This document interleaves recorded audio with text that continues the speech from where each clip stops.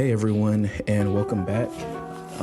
For today's video, I wanted to take a second and talk about why Mortal Kombat 1 is my favorite fighting game right now, by far, really my favorite fighting game ever, and why I chose it over the other two games in the big three being Mortal Kombat, Street Fighter, and Tekken. It's for several reasons. It has a lot to do with the art style, a willingness to change, and I'll get into that more later. The characters, the music, the gameplay, all of it. So, where should I start? Let's get into the art style first. Mortal Kombat is really the only mature / realistic fighting game. And what I mean by realistic, I mean realistic in terms of the art style and the graphics. Like, I actually know a person in real life who looks kind of like Katana. I cannot say that for anyone in Tekken or Street Fighter. And there is absolutely nothing wrong with having a more stylistic approach like Street Fighter 6. I just think that a lot of, really the entire fighting game industry is extremely oversaturated with anime-styled graphics and art styles. And I think Tekken 8 over the year, or not Tekken 8, but Tekken as a franchise over the years has started to skew more towards a realistic art style, but it is still very much inspired by anime. Same thing with Street Fighter 6. Dragon Ball Z Fighters literally came from an anime. Guilty Gear Strive looks exactly like an anime. Grand Blue Fantasy Versus. I could go on and on and on naming fighting games that either look exactly like anime or their art style is rooted in anime. And there's nothing wrong with that. I love anime myself. I've been watching it my whole life. But I think anytime something is oversaturated, that just kind of makes it boring. And for me personally, I think the Mortal Kombat art style going for realism is a breath of fresh air. And I do understand that video games as a whole tend to skew towards more realism. They're always trying to look realistic.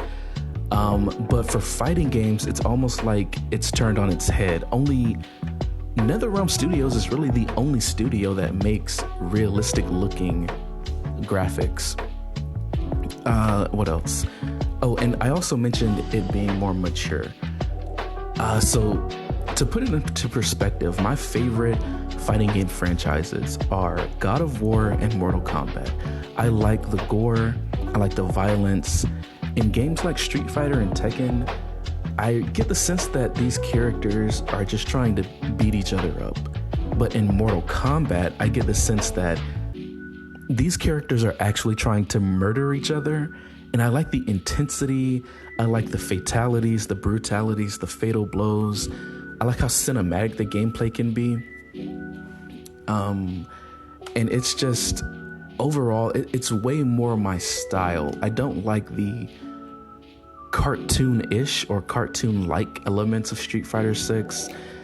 Tekken kind of is in this weird space where clearly a lot of the character models are based on an anime art style, but a lot of the backgrounds look realistic. I think they're trying to get the best of both worlds.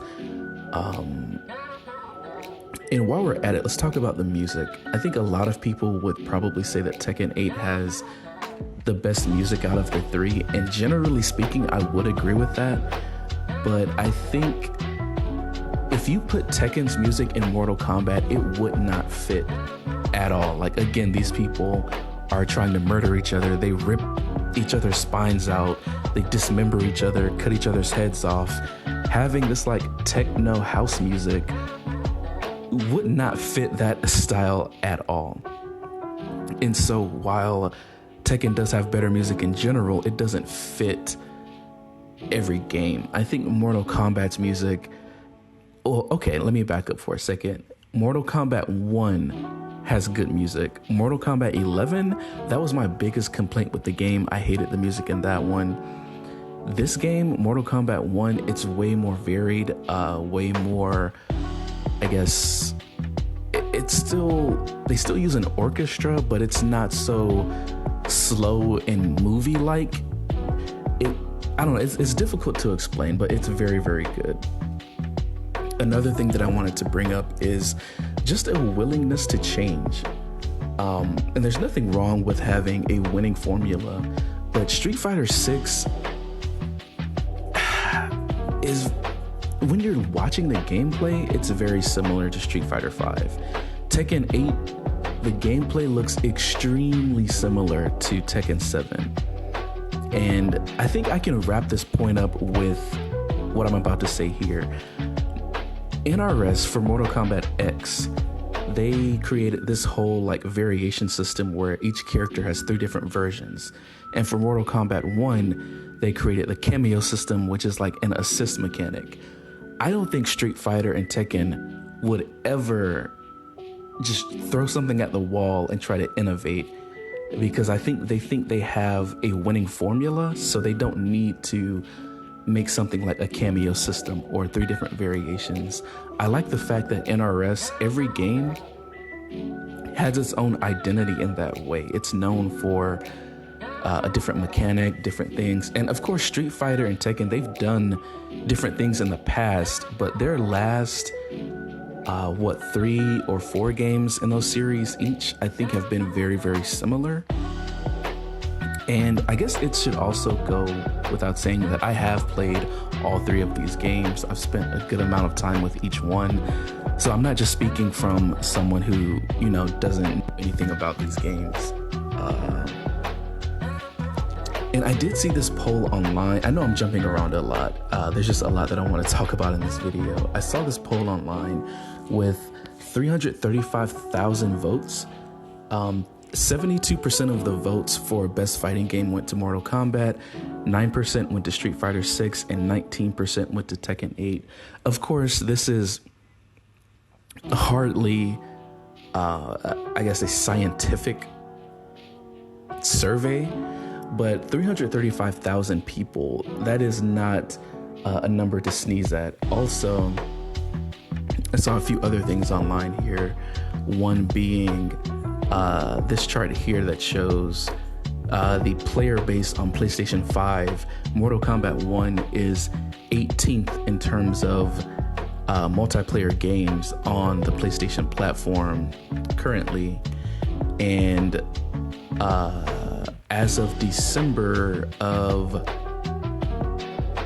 last year, I don't know why I couldn't say that, last year, Mortal Kombat 1 was number 8th in terms of best-selling games for the entire year. And mind you, this game didn't come out until really the end of September 19th, I think. So it had way less time to sell copies in the year, but still made it into the top 8. And I also think that this chart is basically, it's only looking at their earnings report, which was, I think, in October. Or no, maybe it was November, actually. So that was really only like a month and a half that they collected this data. I think their next earnings report is actually supposed to be on Friday. So it'll be interesting to see how many copies they've sold from September 19th up until this point. Be very interested to see. And of course, sales numbers don't really dictate anything. I just thought it was interesting, wanted to bring it up. Let's see, what else? Oh, also the roster. I think that the MK1 roster is the best Mortal Kombat roster we've ever had. They have 3D era characters like Ashura, Kenshi, Nitara, Havoc, Reiko, and also like the crowd favorites like Smoke, Reptile, General Shao, Quan Chi. I think they just have something for everyone, and especially with the cameos. I think they had like 16 cameos day one. So I'm jumping around so much. Let me take a step back and actually talk about the other 2 games rosters. Street Fighter 6 has good gameplay, but one of the main complaints I have about that game is just the roster is entirely too small. Mortal Kombat's cameo roster was almost just as big as Street Fighter's just roster, period. I think having, 16, 18 characters on your base roster is ridiculous. You should at least hit 20 characters for any fighting game. Now, Tekken 8 has 32 characters, but the reason that, again, this is just my opinion, I don't like the roster is because there are just so many characters that I would never be caught playing. They just don't appeal to me at all. The Panda, the Bear, Lars, there are just so many characters that I do not think are cool. And I think that is probably the biggest reason why I picked Mortal Kombat over Street Fighter and Tekken. It's just a cool factor. Street Fighter is so cartoony and goofy, and Tekken just has, I don't know, that roster is, I think they try to have something for everyone, but it's just not for me, if that makes any sense at all. I think there are maybe 4 characters on that roster that I would even consider using. Reina, Victor, Zafina, maybe Double Jin, and that's about it. So out of that entire 32 character roster, I'm only interested in 4 of the characters. And even for Street Fighter, it's even worse. The only character that I would play on that roster is JP. He's the only one that really resonates with me. Let's also get into the gameplay. So for me, I love the different variants that the cameo system gives to Mortal Kombat 1. So I'm not gonna lie, if there was no cameo system, all of these characters would have a pretty limited moveset, but you have 16 different cameo characters that each have 3 different moves. They completely change combo routes for each and every character. Combos that you can do with Serena, you cannot do with Motaro, and that goes for all of them. That's kind of the whole point. It really does change up the gameplay a lot. There's a lot to see, a lot to do. And yeah, Tekken does have over 100 moves for each character. But what I found is that, and this isn't any fighting game, I'm not getting on Tekken for this, there's always 1 or 2 bread and butter combos for every character, or 2 most high damaging combos, and that's all anyone online uses. So yeah, you have all of this variation from the cameos in Mortal Kombat. You have 100 different moves for each character in Tekken, but people always just default to the same 2, maybe 3 combos, and that's just how it is in any fighting game. Really, in any multiplayer game, people are always going to min-max. They're always going to go to the meta. In shooting games, people are always going to camp. In Call of Duty, in fighting games, people are always going to spam. They're always going to do the same 2 combos. So I'm not really holding that over any one of the games. That's just something that's worth mentioning. Now for